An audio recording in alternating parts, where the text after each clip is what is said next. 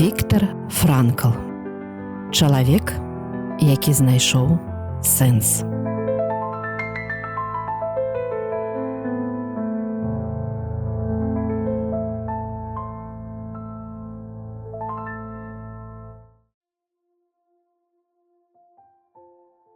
Здаецца, Віктар Франкл асоба, якую прадстаўляць не трэба.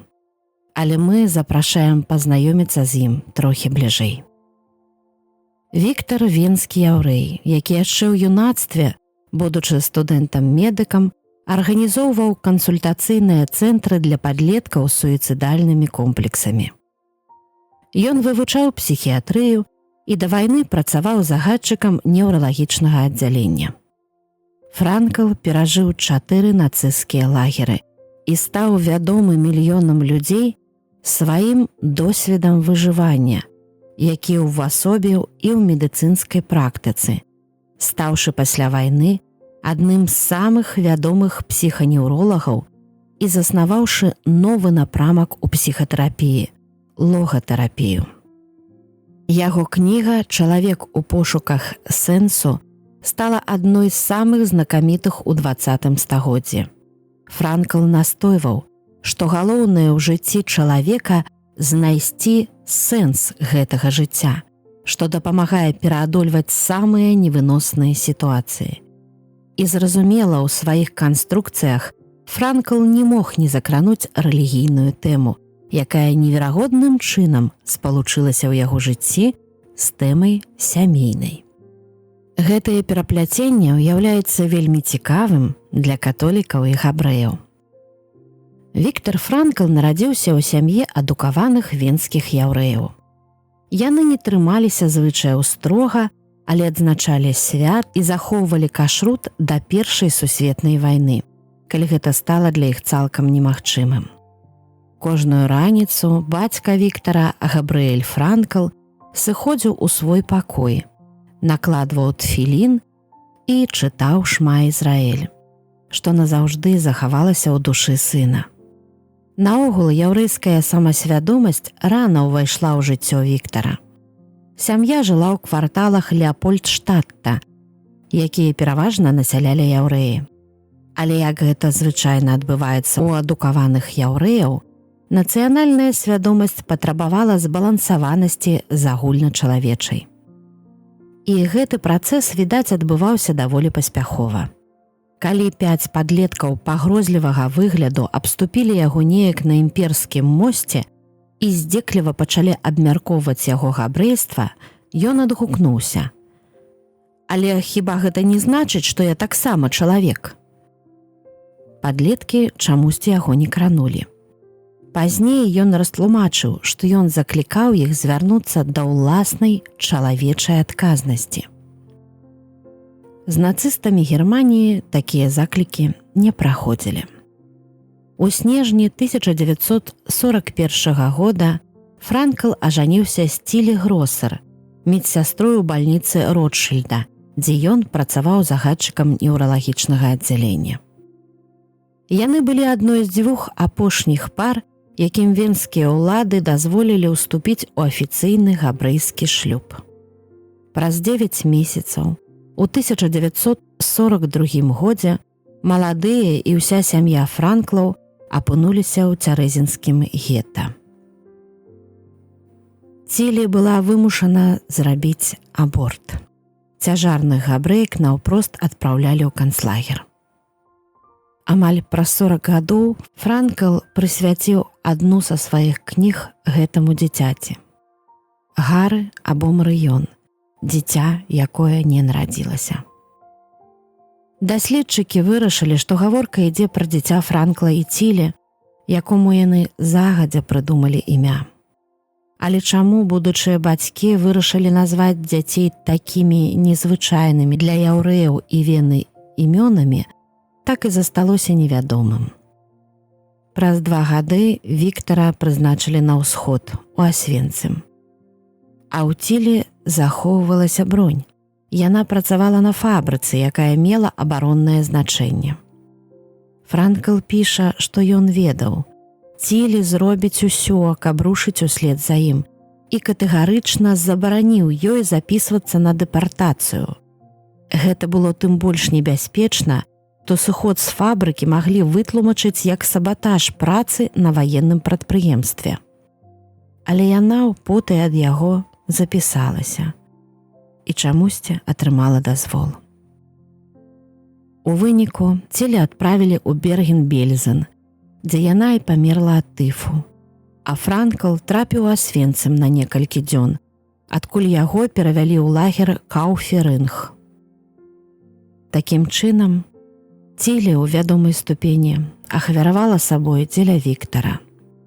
Зрэшты, і Віктар раней ахвяраваў сабой дзеля бацькоў. У лістападзе 1941 года яму прыйшоў дазвол атрымаць амерыканскую візу, але пасля пакутлівых роздумаў і знака звыш ён вырашыў не пакідаць бацькоў у цяжкую хвіліну. Ды і ажаніўся з Цілі. Потым бацька ягоны памёр у цярэзінскім гета, а маці і брат са сваёй жонкай былі забітыя ў Асвенцыме. Франкл перажыў лагеры і пасля вайны вярнуўся ў Вену, дзе зноў узначаліў неўралагічнае аддзяленне бальніцы, адкрыў прыватную практыку, пачаў выкладаць ва ўніверсітэце і пісаць кнігі. Ён пісаў: «Мы спазналі чалавека, як, можа быць, не ведала яго ніводнае з папярэдніх пакаленняў. Што ж такое чалавек? Гэта істота, якая пастаянна прымае рашэнні, што ж яна такое. Гэта істота, якая вынайшла газавыя камеры. Але гэта і істота, якая ішла ў гэтыя газавыя камеры з ганарліва паднятай галавой і з малітвай на вуснах». Трэба сказаць, што пасля 4 гадоў лагераў і гібелі ўсіх сваіх родных, нягледзячы на свае тэорыі аб асэнсаванай волі да жыцця, якая ўсё пераадольвае, Франкл зусім не быў улагоджаным і ціхамірным чалавекам. Ён да канца так і не ачуняў. Ён пакутаваў ад дэпрэсій, быў раздражняльным, часта зрываўся. Персанал клінікі яго нават пабойваўся. Парадаксальным чынам гэта паслужыла знаёмству Франкла ў 1946 годзе з яшчэ адной медсястрой. Аднойчы аказалася, што ў аддзяленні хірургіі твара не хапіла ложка для хворага, які толькі што перанёс аперацыю. Медсёстры ведалі, што лішні ложак можна папрасіць на суседнім паверсе ў неўралагічным аддзяленні. Але ўсе баяліся падыходзіць да загадчыка неўралогіі, доктара Франкла. Падрадзілася толькі адна 20гадовая Элеанора Швінт. Яе папярэдзілі: «Ну, шыя твая, не наша». Аднак яна пайшла і папрасіла дазволу ў Франкла забраць адзін ложак. Той неадрыўна глядзеў на яе, нічога не адказваючы. Яна падумала, што ён усё ж дзіўны, але Франкл сардэчна згадзіўся падзяліцца інвентаром. Ён закахаўся ў яе адразу і потым захоплена перапытаў у асістэнта: «Ты бачыў яе вочы?» Неўзабаве яны пачалі жыць разам і хацелі ажаніцца.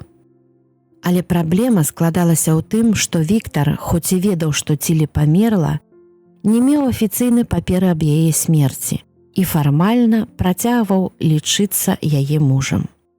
16 ліпеня 1947 года ён атрымаў афіцыйную даведку аб смерці Цілі, а 18 ліпеня Віктар Франкл і Элі Швінт заключылі грамадзянскі шлюб.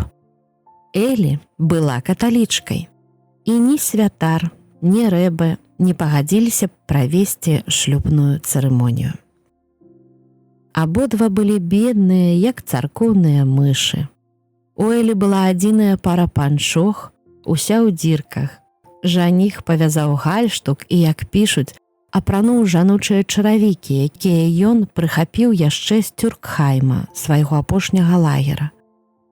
Частавалі маладых марожаным з вады, цукру і фарбавальніка ежы. У снежні таго ж года У іх нараджаецца дачка Габрыэль.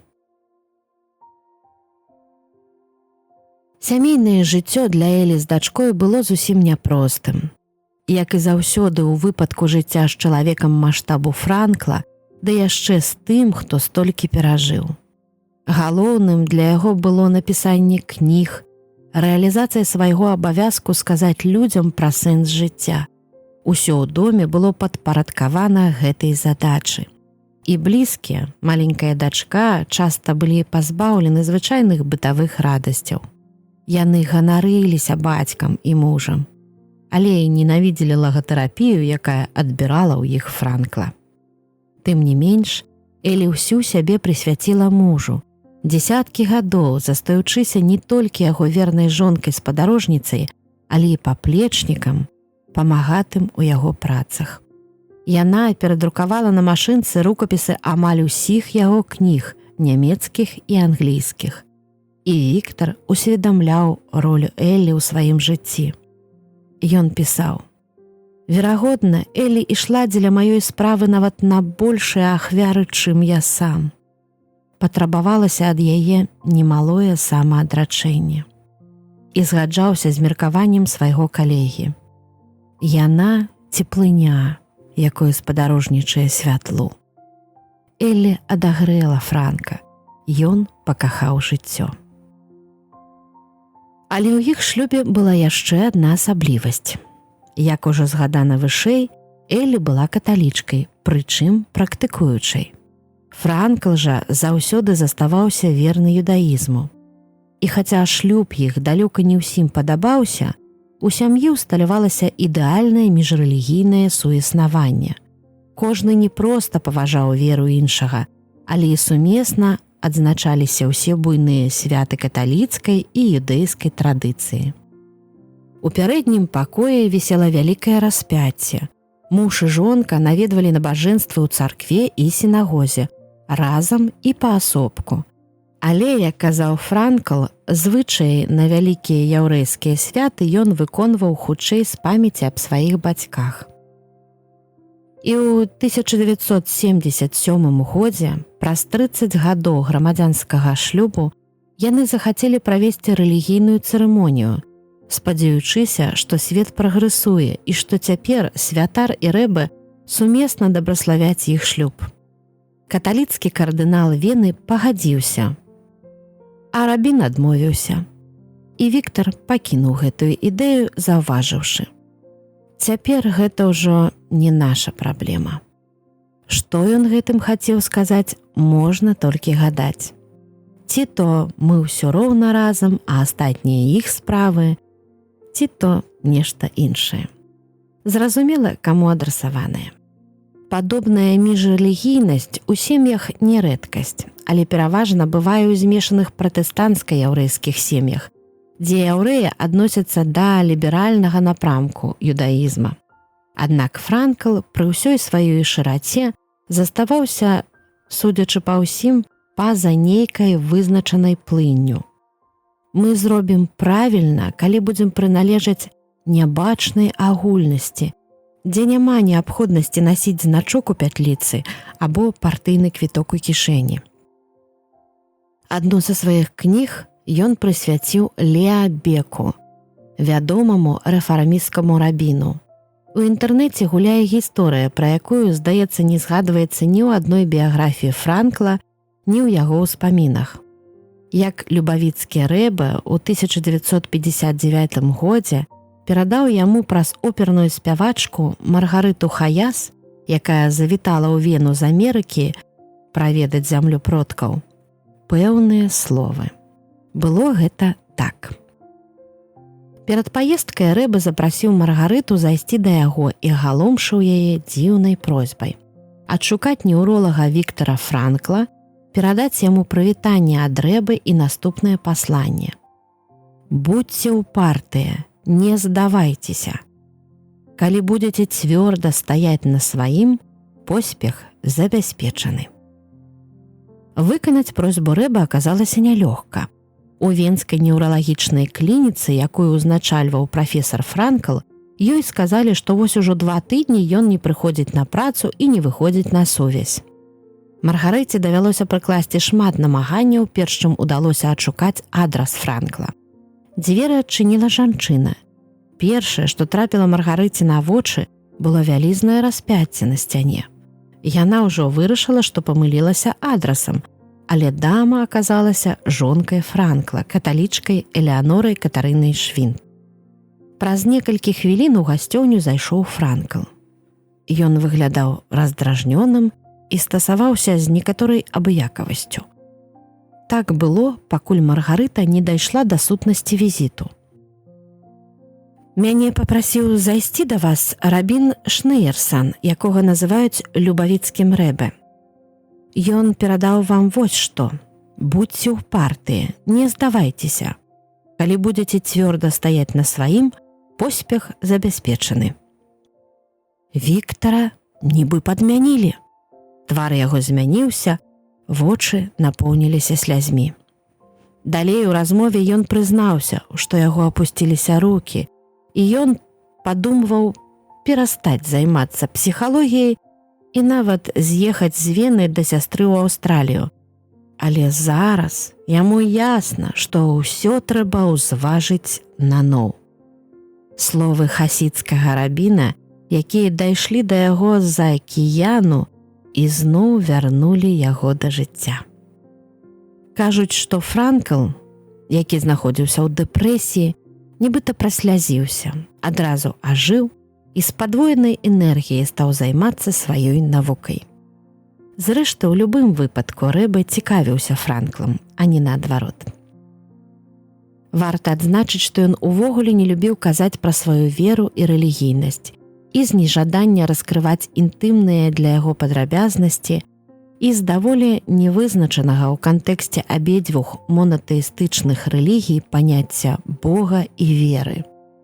Хто можа сцвярджаць, што ён верыць?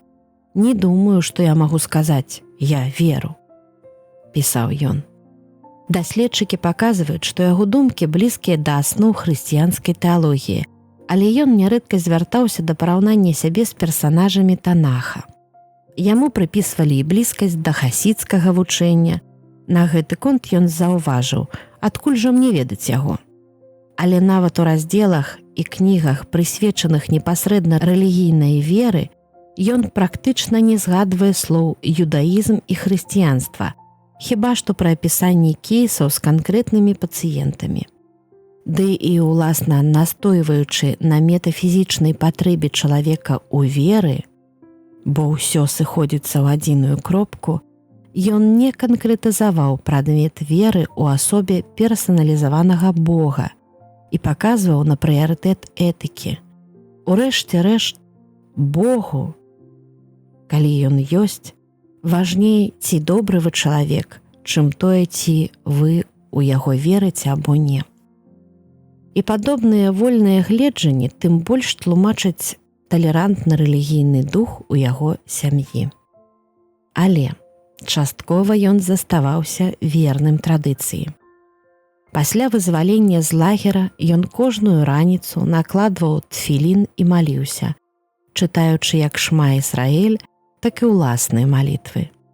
Калі з ім нешта здаралася, ён уяўляў сабе, што стаіць на каленях і дзякуе нябёсам за тое, што гэта горшае, што адбылося са мной сёння. Ён любіў чытаць псальмы. Значныя даты свайго жыцця, у тым ліку 27 красавіка, дзень вызвалення з лагера, ён адзначаў пастом. Але найбольш цікавы і даволі незвычайны яго ўчынак – гэта рашэнне 83-гадовага Франкла правесці другую барміцву праз 70 гадоў пасля першай, каля сцяны плачу ў Іерусаліме.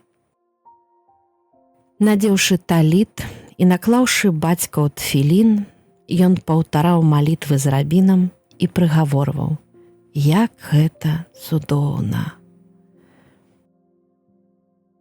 Праз 2 гады ён амаль аслеп, але не перастаў дыктаваць кнігі, ездзіць па свеце і чытаць лекцыі. Ён цалкам залежаў ад Элі і так пражыў апошнія 7 гадоў свайго жыцця. Адзін за адным універсітэты прысвойвалі яму ганаровыя званні, а універсітэт Нотр-Парк у Чыкага вырашыў прысвоіць званне ганаровых дактароў ім абодвум. Франкл адмовіўся ад звання, каб уся слава на гэты раз дасталася Элі. Калі ўсе ўсталі, і Элі падавацца і залы ўручалі дыплом, Франкл нечакана стаў спускацца да яе з узвышэння без пабочнай дапамогі. Элі заплакала. Ён узяў у рукі яе галаву і стаў цалаваць заліты слязьмі твар. У кастрычніку 1996 года пасля весткі аб смерці сястры ў Аўстраліі праблемы з сэрцам Віктара сталі яшчэ больш сур'ёзнымі, і ён рашыўся на аперацыю. Элі кожны дзень насіла яму тфілін і стаяла за зачыненымі дзвярыма, ахоўваючы яго малітоўную адзіноту. Раніцай у дзень аперацыі ён сказаў, што падпісаў Элі адну з кніг, якую яна знойдзе ў іх кватэры, пасля чаго дадаў: «Яшчэ раз дзякую табе за ўсё, што ты зрабіла для мяне ў жыцці». Ён не прыходзіў у прытомнасць пасля аперацыі 3 дні. Элі апранала яму навушнікі, праз якія гучала запісаная ўнукам музыка, любімыя Моцарт і Малер. Элі неадрыўна сядзела побач. Так і не прыйшоўшы ў прытомнасць, ён памёр 2 верасня 1997 года і адразу быў пахаваны паводле яўрэйскай традыцыі. Франкл загадзя адмовіўся быць пахаваным на ганаровых цэнтральных могілках Вены і быў пахаваны ў сямейным склепе у яўрэйскай частцы могілак. Да яго імені на надмагіллі былі дададзеныя імёны родных, бацькоў, брата з жонкай, якія загінулі ў Халакосце, усіх акрамя Цілі. Элі знайшла ў кватэры схаваную кніжку «Чалавек, які пакутуе». Да прысвячэння Элі у надрукаваным асобніку было дададзена ад рукі, якое атрымалася ператварыць чалавека, які пакутае, у чалавека, які кахае, які ізноў знайшоў сэнс. Дачка Франкла вырасла, стала дзіцячым псіхолагам. Яе муж прафесар фізікі ў Венскім універсітэце. Франкл і Элі паспелі дачакацца ўнукаў. У 2021 годзе Элеаноры Катарыне Швінд было 95 гадоў. Яна па-ранейшаму жыла ў сваёй венскай кватэры, якую дзяліла з Віктарам Франклом 50 год. Яна адкрывала 3 венскія кангрэсы па логатэрапіі з 2012 па 2016 гады, а ў 2014 годзе атрымала званне ганаровага доктара Маскоўскага інстытута псіхааналізу. Штодзень яна праходзіла 2 мілі пешшу. І кажуць, у яе былі ўсё такія ж зяючыя карыя вочы, у якія калісьці закахаўся Франкл.